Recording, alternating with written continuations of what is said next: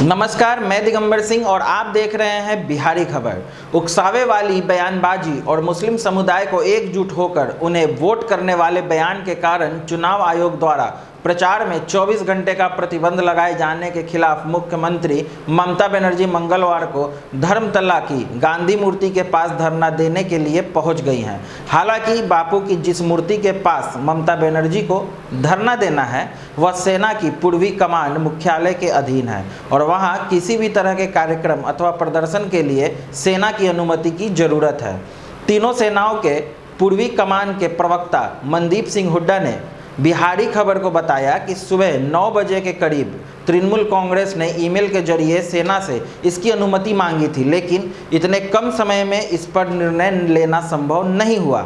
सुबह 10:45 में जब ममता बनर्जी गांधी मूर्ति के पास धरना देने के लिए पहुंची, तब बिहारी खबर से विशेष बातचीत में उन्होंने बताया कि अभी तक सेना ने अनुमति नहीं दी है और जब तक अनुमति नहीं मिल जाती तब तक पुलिस को ममता बनर्जी को वहां बैठने के लिए अनुमति नहीं देनी चाहिए थी।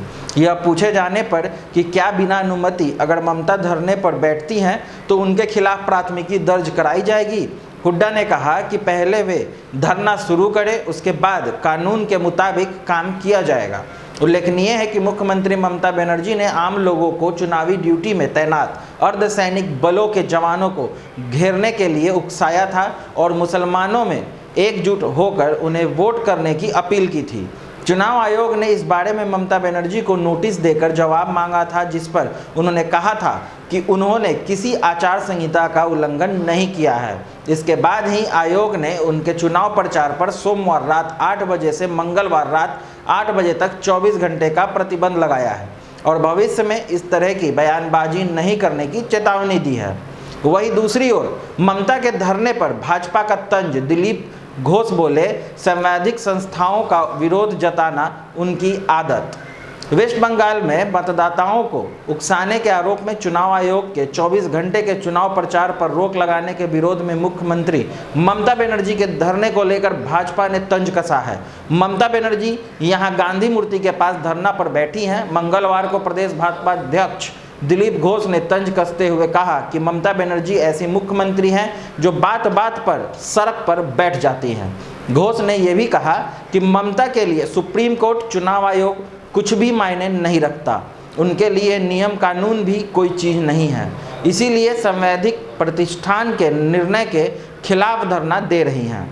घोष ने यह भी कहा कि ममता बनर्जी चुनाव को बाधित करने की कोशिश कर रही हैं, सेंट्रल फोर्स के खिलाफ लोगों को उकसा रही हैं ताकि हिंसा हो। उन्होंने ये भी कहा कि संसद में कानून बनता है तो उन्हें समस्या है, सुप्रीम कोर्ट कुछ आदेश करे तब भी समस्या। अब चुनाव आयोग के खिलाफ धरना पर बैठ गई हैं। उन्होंने कहा कि हाल ही में भाजपा नेता हेमंत बिश्व शर्मा पर चुनाव आयोग ने प्रतिबंध लगाया था। पूर्व में योगी आदित्यनाथ पर भी प्रतिबंध लगाए गए थे, लेकिन किसी ने भी आयोग के फैसले का अपमान नहीं किया। संवैधानिक प्रतिष्ठान के निर्णय के खिलाफ चलने की ममता की आदत बन गई है।